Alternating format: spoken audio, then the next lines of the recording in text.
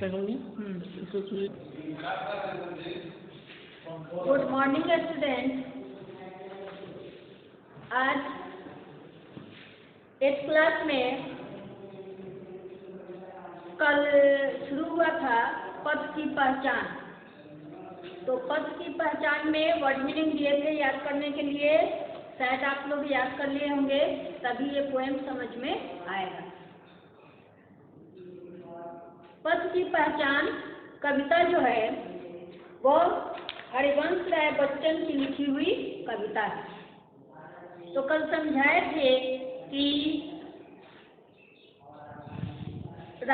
किसी भी रास्ते पे चलो तो रास्ते पे चलने के लिए अपनी सोच और विचार से अमल कर लो कि हमें इस रास्ते पे जाना चाहिए या नहीं चाहिए, तब आगे बढ़ो। इसी के विषय में हरिवंश राय बता रहे हैं। कविता की लाइन है, पूर्व चलने के बटोही बाट की पहचान कर ले, पुस्तकों में है नहीं छापी गई इसकी कहानी, हाल इसका ज्ञात होता है न औरों की जवानी, पूर्व चलने के बटोही बाट की पहचान कर ले। वही चीज कर रहे हैं, पूर्व माने पहले, कि चलने के पहले बटोही माने राहगीर, रास्ते की पहचान कर ले। यह बात जो है पुस्तकों में आपको नहीं मिलेगी, पुस्तकों में नहीं छपी है इसकी कहानी कि हमें कहाँ जाना है, और पुस्तक बताएगा कि हमें इस रास्ते पे नहीं चलना है। आपको अपने दिमाग से हाल इसका ज्ञात होता है न औरों की जवानी, और किसी से मालूम भी नहीं होती। अनगिनत राही गए इस राह से उनका पता क्या, पड़ गए कुछ लोग इस पर छोड़ पैरों की निशानी। इस रास्ते पे अनगिनत लोग आते हैं और चले जाते हैं, किसी का कुछ पता नहीं चलता है, लेकिन इसी में कुछ ऐसे लोग होते हैं जो अपने पैरों की निशानी को छोड़ जाते हैं। और वह निशानी क्या कहता है, यह निशानी मूक होकर भी वो कुछ बोलती है, खोल इसका अर्थ पंथी पंथ की पहचान करता है, पंथ का अनुमान करना। यह निशानी जो है वह बोल नहीं सकती है, कुछ बता नहीं सकती है, लेकिन उस निशानी को देखकर लोग अनुभव करते हैं और अर्थ लगाते हैं कि हमें किस रास्ते से कैसे गुजरना चाहिए और कैसे चलना चाहिए। पूर्व चलने के बटोही बाट की पहचान कर ले। यह बुरा है या कि अच्छा, व्यर्थ दिन इस पर बिताना, जब असंभव छोड़ यह पथ दूसरे पर पग बढ़ाना।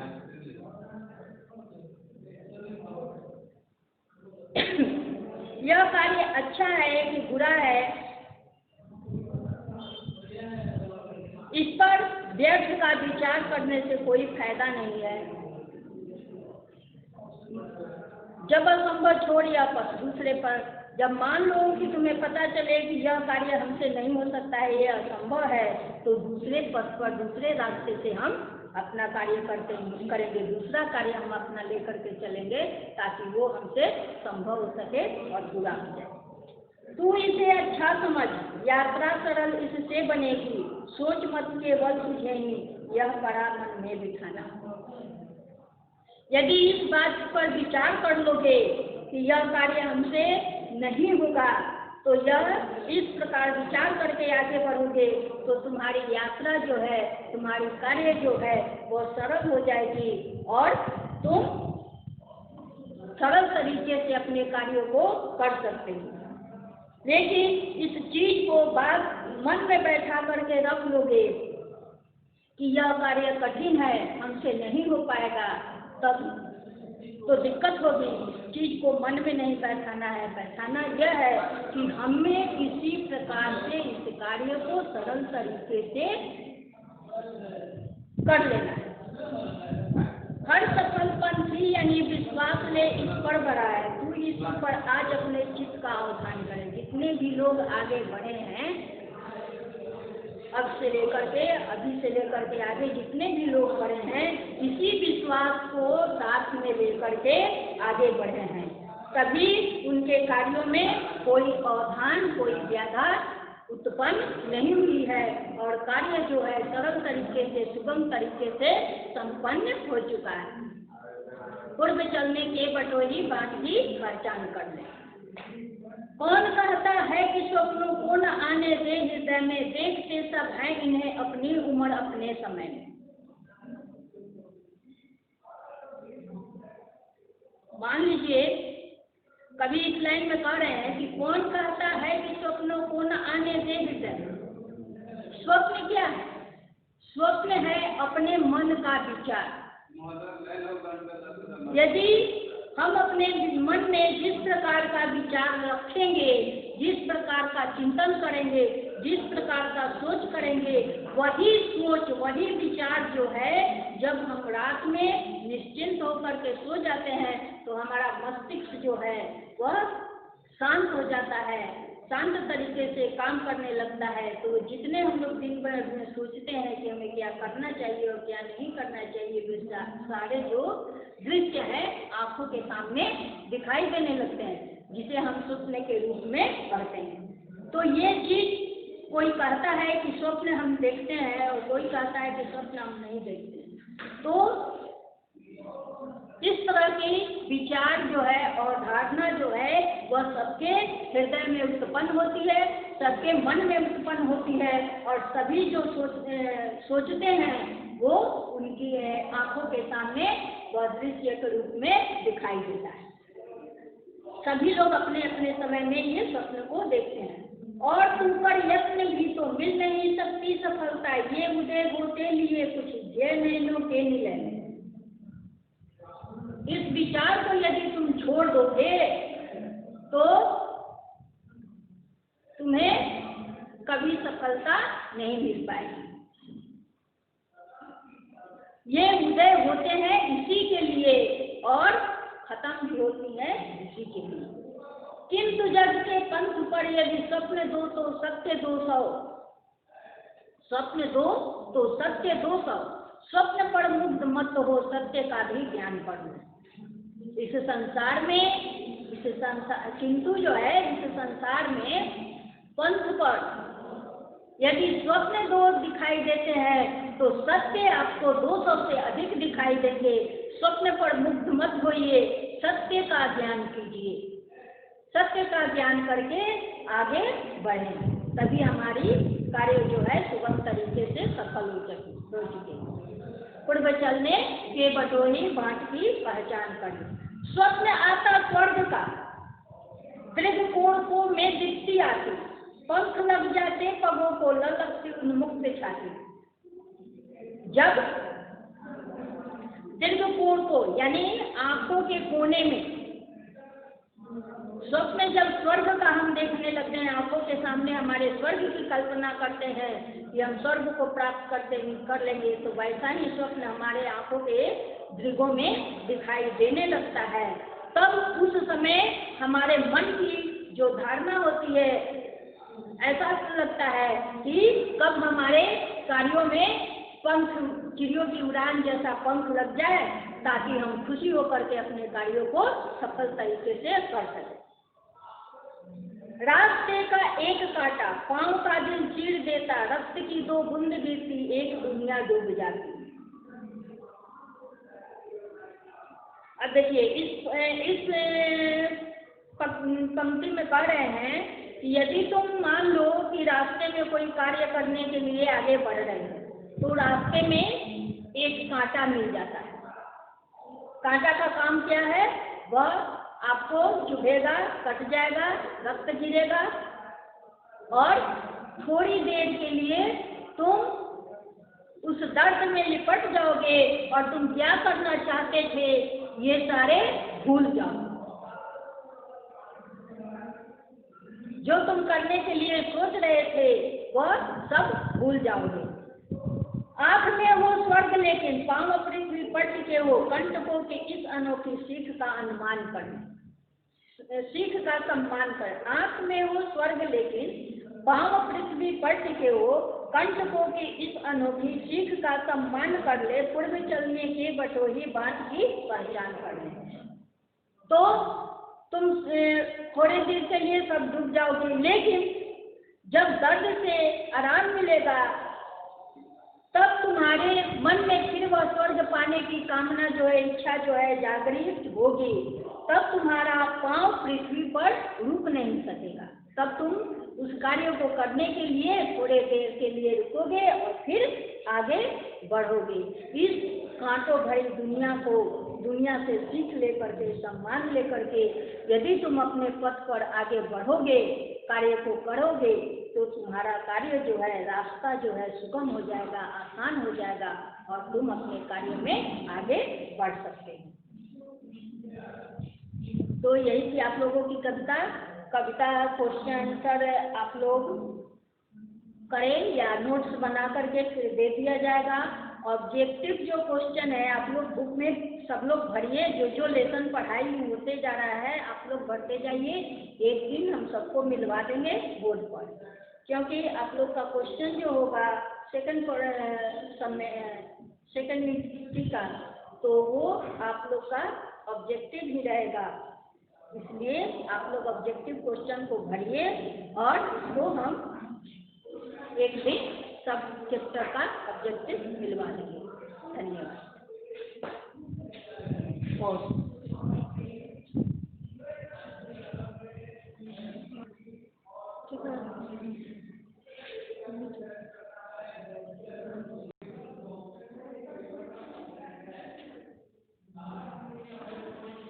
Good morning student. क्लास 8 के लिए मैथ्स में एक्सरसाइज 6.3 आज आपको एक्सरसाइज 6.3 में मल्टीप्लाई द फॉलोइंग एक्सप्रेशन, इसमें क्वेश्चन नंबर 1 से लेकर और 4 तक आज पढ़ाई होगी। जिसमें क्वेश्चन नंबर 1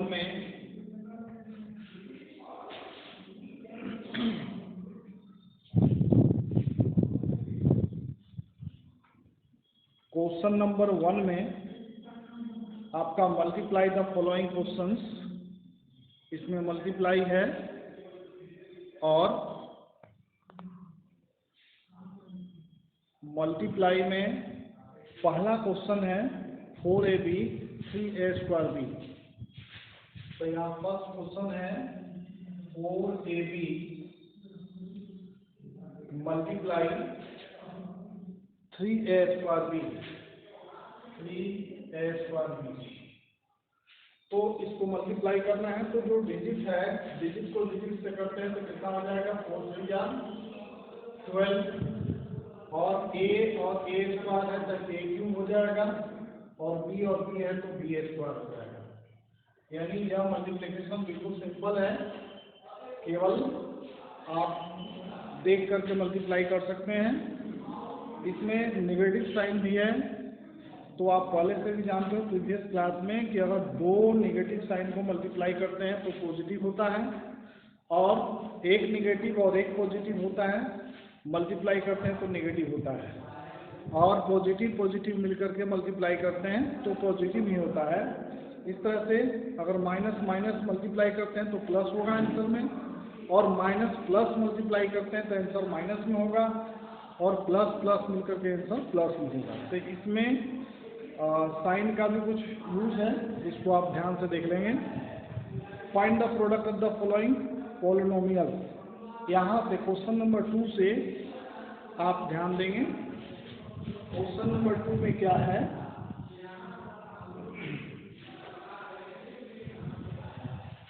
क्वेश्चन नंबर 2 में है 7 xy⁻10 7 xy⁻10 और कॉमा देकर 4/21 xy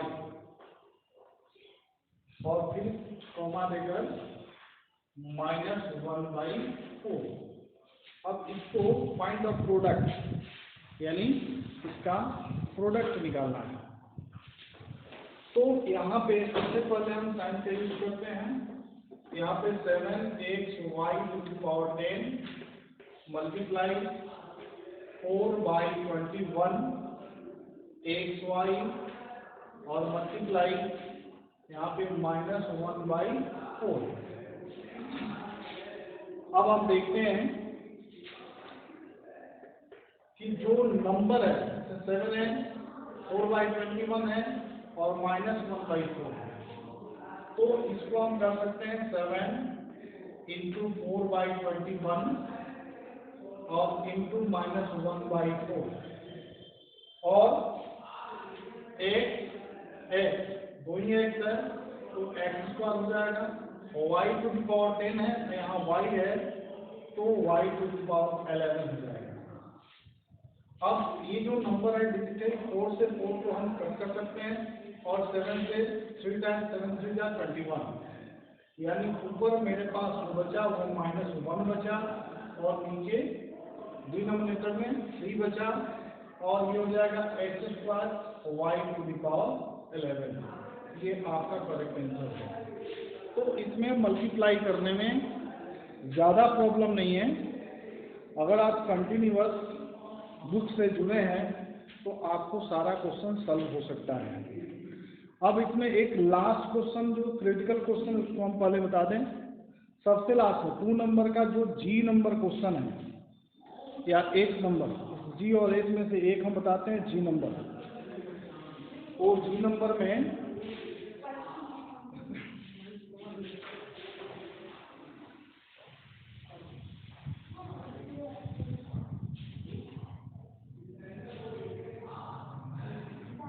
जी नंबर में 13x² y³ 13x² y³ कमा -12xy³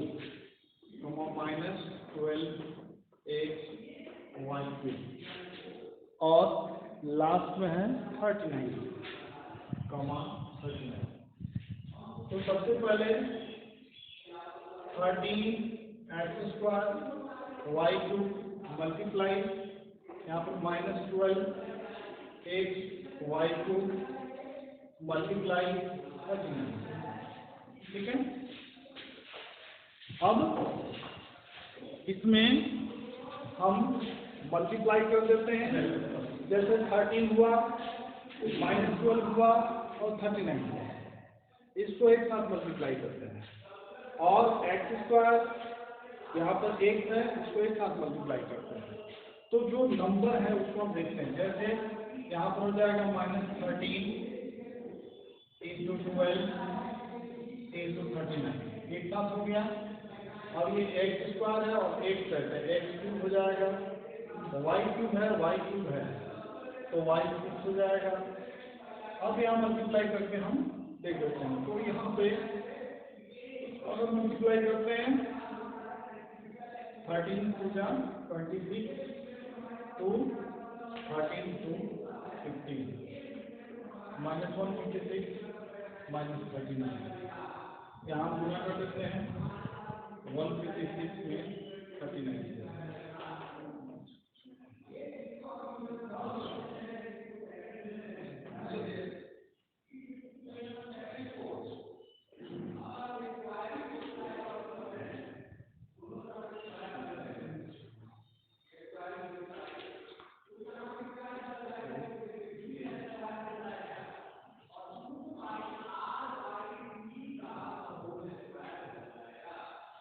अब यहाँ पर अगर इसको मल्टीप्लाई करते हैं तो हो जाता है x³ y6, ये करेक्ट आंसर होगा -6084 x³ y6, ये आपका करेक्ट आंसर होगा। तो इस तरह से हम मल्टीप्लाई का प्रोसेस अप्लाई करके मल्टीप्लाई कर सकते हैं। अब आइए 3 नंबर क्वेश्चन। 3 नंबर क्वेश्चन में क्या होता है?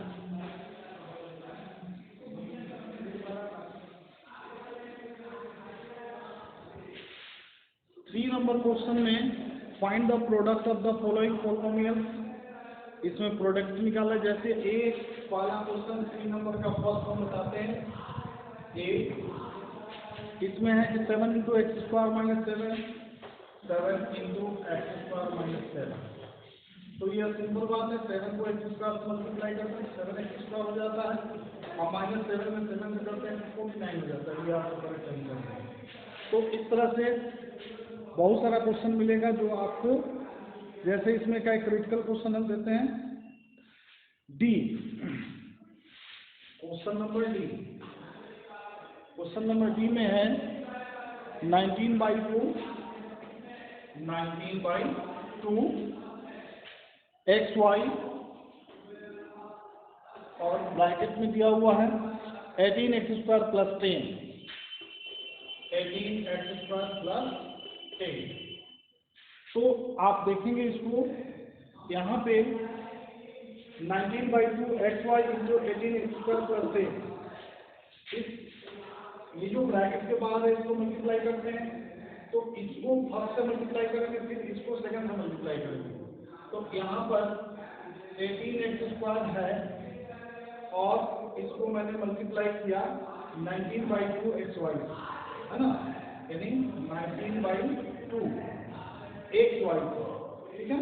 इसको एक बार ऐसे लिख देते हैं 19/2 x Y multiply 18 x square, बीच में प्लस है 19/2 एक्स वाई इंटू 10 से मल्टीप्लाई किए। अब इसमें जो कट करने वाला पॉइंट है इसको हम कट कर सकते हैं, जैसे देखिए 2 को 18 से काट सकते हैं, ठीक है। तो यहाँ पे 9 2 18 9 जाएगा और फिर इस 2 को इससे काट सकते हैं 5 2 18। अब मेरे पास जो नंबर बचा वो देखिएगा 19 इंटू 9, 19 इंटू 9 और एक्स वाई एक्स स्क्वायर है, यहाँ हो जाएगा एक्स क्यूब वाई प्लस यहाँ भी देखिए 19 एक्स वाई है और 5 है, तो 19 इंटू 5 और एक्स वाई है तो एक्स वाई। अब इसको क्लियर कर दें, यहाँ पर 19 9 है, ठीक है। तो आंसर आपका हुआ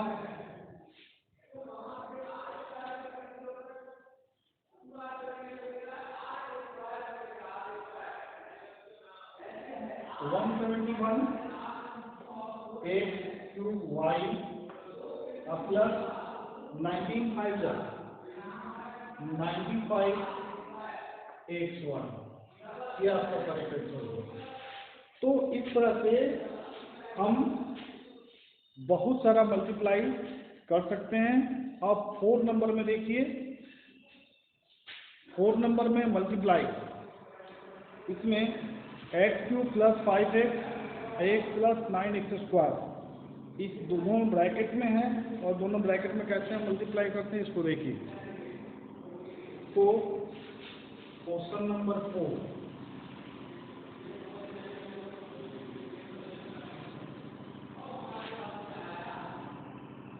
क्वेश्चन नंबर 4 में है x cube plus 5x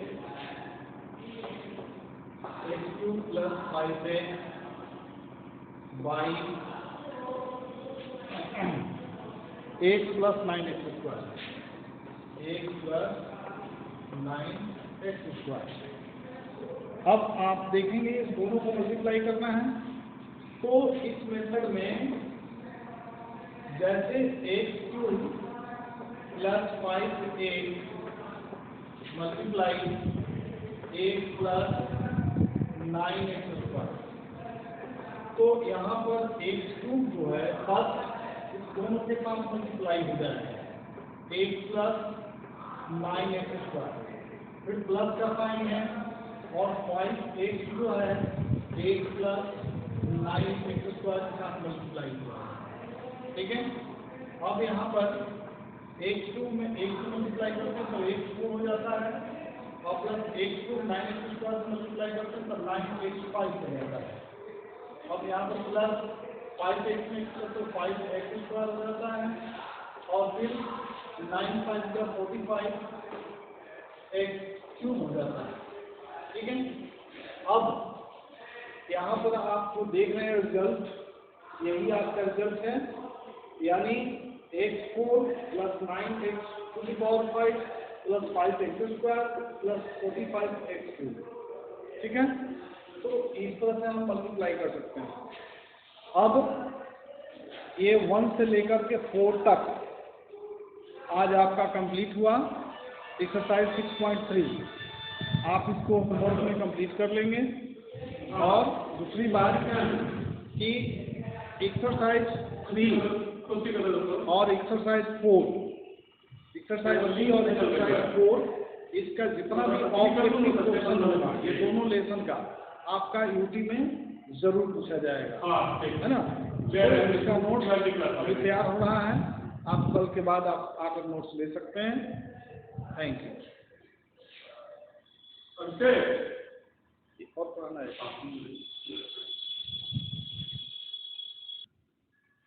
good morning student. Class 8 के लिए आज का जो चैप्टर है कोल एंड पेट्रोलियम। कोल पेट्रोलियम आप जानते हैं, पेट्रोल जिससे पेट्रोल निकलता है। तो सबसे पहली बात है, हम चैप्टर में बात कर रहे हैं कि कुछ ऐसी चीजें पेट्रोलियम होती है जिसका हम बेसिक रूप का रिक्वायरमेंट के लिए यूज करते हैं और इसको हम कहते हैं रिसोर्स। यानी रिसोर्स की सहायता से हम चीजों को अपने लाइफ में के लिए यूटिलाइज करते हैं। अब रिसोर्स दो होते हैं, एक नेचुरल और एक मैनमेड। तो नेचुरल रिसोर्स क्या है? वे रिसोर्स जो हमें नेचर के द्वारा मिलता है, प्रकृति के द्वारा मिलता है, इसको हम नेचुरल रिसोर्स कहते हैं। जैसे एयर, वाटर, जंगल, सॉइल, ये हमें नेचर देती है, इसलिए इस रिसोर्स को हम कहते हैं नेचुरल रिसोर्स। अब नेचुरल रिसोर्स में भी अनुसार की नेचर तो हमें दी है, लेकिन हम उसका यूटिलाइजेशन क्या करें? ढंग से करें।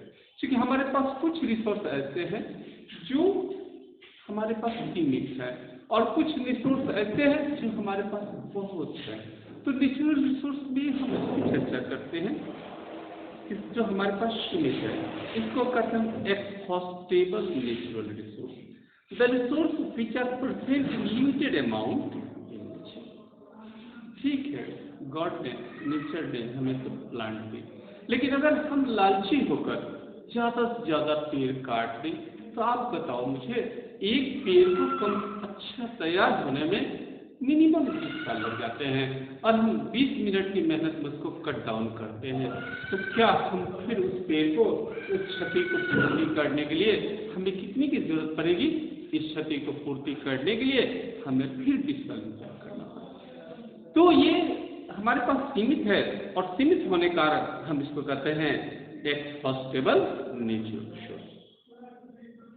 जिसमें आता है पेट्रोलियम। हाँ, हमारे पेट्रोलियम तो आप जानते हैं कि कुएं से निकाला जाता है और जिस तरह हम उसका यूज कर रहे हैं, नेचुरल गैस है, मिनरल है, इसका जब हम यूज कर रहे हैं तो हम समझ रहे हैं, जहाँ तक मेरा विचार है, कि अप्रॉक्सीमेट 50 साल बाद कोल केवल आपके म्यूजियम की चीज बन के रह जाएगी। 50 साल में, जहाँ तक मेरे विचार है, कोई डाटा नहीं है, लेकिन मेरे विचार में है कि 50, जिस तरह हम कोल का एटलीस्ट यूज कर रहे हैं, 50 साल में कोल केवल म्यूजियम में देखने के लिए बचेगा और 100-200 साल आते आते पेट्रोल और पेट्रोल की बनी हुई बाइक केवल म्यूजियम की शोभा बढ़ाएगी। क्योंकि ये क्या हो रहे हैं, नेचर में खत्म हो जाएंगे। हाँ, अगर हम इसको वाइजली यूज नहीं करें, हम इसको सेव नहीं करें, तो ये लॉस्ट हो जाएगा, खत्म हो जाएगा। दूसरा है इनहॉस्टेबल रिसोर्स। ऐसा रिसोर्स जो हमारे पास काफी है, क्योंकि ये रिन्यूएबल हो जाता है, ये हम इसका यूज करते हैं और हम इससे क्या करते हैं, अपना फायदा लेते हैं। इसमें है एयर। अब एयर का हम ज्यादा से ज्यादा यूज कर लें, क्योंकि एयर तो हमारे पास अबाउंडेड है, बहुत सारा है। सनलाइट, वाटर और सॉइल। सनलाइट हमारे पास है। अब आजकल देख रहे हैं आप ही कि मैक्सिमम जो हमारे व्हीकल्स आ रहे हैं या मैक्सिमम जो इलेक्ट्रॉनिक इक्विपमेंट है वो सोलर लाइट पर डिपेंड है। यानी सोलर एनर्जी के द्वारा हम उसका मैक्सिमम यूटिलाइज करने की कोशिश कर रहे हैं, या सोलर एनर्जी का भी हम यूज करने की कोशिश कर रहे हैं। अब हम बात करते हैं फ्यूल। तो फ्यूल क्या है? फ्यूल वो सबस्टांस है जो क्या करता है, जो जलता है और जलकर हीट देता है। हिंदी में इसको क्या बोलते हैं? ईंधन बोलते हैं। अब ये चीजें क्या होती है? अब कॉमनली आप देखेंगे अर्लियर स्टेज में हम लोग क्या करते थे, कोल को, लकड़ी को जलाते थे और काउडक के गोईठा को भी जलाते थे। लेकिन ये जलने के बाद हमें क्या करते थे, हीट देते थे। इसके साथ साथ ये हमें कुछ हार्मफुल सब्सटेंस भी देते थे लाइक स्मोक और डिफरेंट टाइप ऑफ गैसेस। अब थोड़ी सी हम चर्चा करें फॉसिल्स। फॉसिल्स क्या है? फॉसिल्स का हिंदी वर्ड होता है जीवात्म, जीव का अस्तित्व। मैं आपको बता रहा हूं, मान लीजिए कि एक पेड़ के नीचे हम बैठे हैं और सडनली भूकंप आ गया। ठीक है, पेड़ के नीचे बैठे हैं और सडनली भूकंप आ जाती है, तो हम क्या करते हैं कि हम जब भूकंप आ जाएगी तो हम सब दब जाएंगे। जब दब जाएंगे तो क्या होगा, हमारे ऊपर पेड़ होगा, उसके ऊपर सॉइल आ जाएगी, टेम्परेचर बढ़ेगा, ठीक है, प्रेशर बढ़ेगा।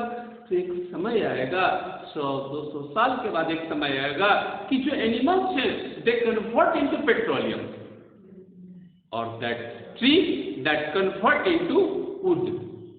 पेड़ किस में कन्वर्ट कर जाएगा? कोल में कन्वर्ट कर जाएगा, वुड कोल में कन्वर्ट कर जाएगा, और जो एनिमल रिसोर्स हैं वो किस में कन्वर्ट कर जाएंगे? They convert into petroleum.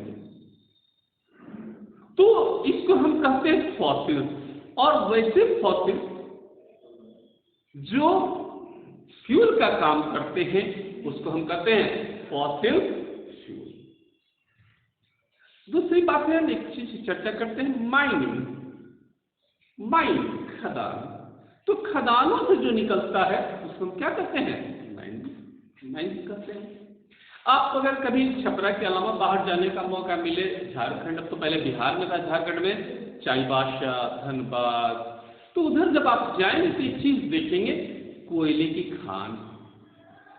कोल बहुत नीचे कर दिया जाता है, उसके डीप से निकाला जाता है, और क्या है वो? कोल है। अब एक बार फिर कोल बनता कैसे? The formation of coal occurred hundreds of millions of years ago when there are extensive growth of plant in places like the swamp and flood forest. When the plant died, they fall into water swamp. Under the water, they did not get sufficient oxygen, so dead plant did not decompose completely and turned into a layer of peat. As time passed, more and more sediment covered the layer of peat, boring a deeper and compressing the further. ठीक है, अब हम बात कर रहे हैं distillation of coal. अगर कोल को हम डिस्टिलेशन करें, उसको तोड़ें, तो we have the coke, coal tar and coal gas. हमको क्या मिलेगा? कोक मिलेगा। भाई एक बात मैं बता दूं आपको, मैं जो कोक कर रहा हूं वो कोयले की जाती है। ऐसा आप ऐसा नहीं सोचेंगे कि मार्केट में मिलने वाला सॉफ्ट ड्रिंक वो भी कोक के नाम से आता है। अब ऐसा नहीं, स्प्राइट, थम्स अप, इसमें भी एक कंपनी में कोक के नाम से बनाती है, तो उस कोक की चर्चा आपको मैं नहीं कर रहा हूं। मैं कोक की चर्चा कर रहा हूं जो कोयले की जाती है। ठीक है, नाम तो कोक जरूर है, लेकिन ये जाति कोयले की है। तो कोक एक ग्रेइश ब्लैक सॉलिड होता है, ये शाइनी होता है, और सबसे बड़ी बात होती है कि यह बहुत ज्यादा हीट देता है। मैक्सिमम हीट इससे मिलती है, जिसका यूज जो करते हैं हम excretion of iron and other metals को निकालने में करते हैं। क्योंकि बहुत सारी अशुद्धियां होती है जिसको हम कोक मिला के जब हम हीट करते हैं तो वो सल्फाइड की ऐड होती है, चाहे ऑक्सीजन ऑक्साइड में जो होते हैं वो सब जलकर बाहर निकल जाते हैं। और कोक में 98% कार्बन होता है। अब दूसरी बात करें कोल गैस। कोल गैस जो होता है ये mainly hydrogen, methane, carbon monoxide and other gas में मिले होते हैं। कोल गैस का यूज क्या है कि coal gas is used to important industrial fuel as produce a lot of heat on burning. In the olden days coal gas are used in street lighting as product in luminous flaming burning. पहले कोल gas का use जो होता था street light जलाने में किया जाता था। ठीक है, अब हम आ रहे हैं कोल तार। भाई नाम तो इसका कोल तार है, लेकिन हमारे भाषा में हम इसको क्या बोलते हैं? आप कॉमनली सोच के बताइए। कॉमनली भाषा में हम इसको अलकतरा, शुद्ध नाम इसका कोल तार है, लेकिन हम इसको क्या करते हैं, अलग करते हैं। ये डार्क ग्रे ऑयली लिक्विड होता है, इसकी स्मेल जो होती है अनप्लीजेंट होती है। अगर रोड बनाते समय आप देखेंगे कि ब्लैक अलकतरा को गर्म किया जाता है तो बहुत अजीब आपको स्मेल मिलेगी। हालांकि ये स्मेल जो होती है इसमें यूजफुल केमिकल्स के कारण होती है, और अब कोल तार का यूज बहुत कम किया जा रहा है, क्योंकि इससे हम बाई प्रोडक्ट के रूप में ink, dye, detergent, insecticide, artificial fibre प्राप्त कर रहे हैं। इसलिए भाई आप लोग देखे होंगे कि जो रोड्स बन रहे हैं, अब मैक्सिमम रोड जो बन रहे हैं सीमेंटेड बन रहे हैं, क्योंकि जिस अलकतरा को हम वेस्ट समझते थे, बेकार समझते थे, वो अलकतरा क्या हो रहा है, वह उससे हम कई बाई प्रोडक्ट के रूप में प्राप्त कर रहे हैं। Industrial revolution start on 18th century based on the coal which was used to power of steam engine. Burning of coal is the major cause of air pollution. When coal burned, it produced carbon dioxide, nitrogen dioxide, sulfur dioxide, and lots of it. भाई इस बात को समझने लेके मैं आपको एक example बताता हूँ। आप कभी चाय वाले की दुकान गए? अगर आप चाय वाले की दुकान जाएं और तो देखेंगे कि वो चूल्हे में क्या करता है, काला कोयला डालता है। जैसे ही कोयला डालेगा बहुत सारा अनप्लीजेंट स्मेल आपको मिलेगी। दूसरा, ब्लैक स्मोक नजर आएगा।